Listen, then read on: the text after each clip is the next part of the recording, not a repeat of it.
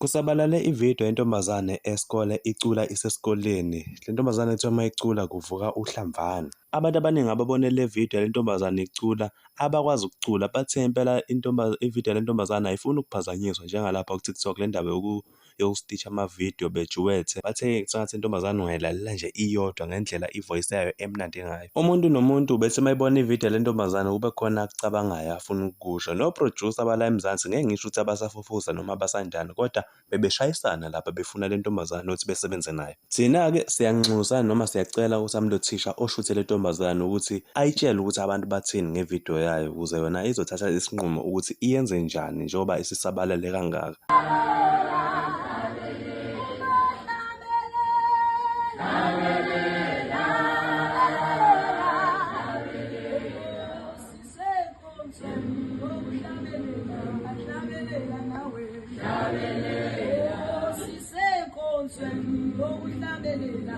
Hlabelela nawe hlabelela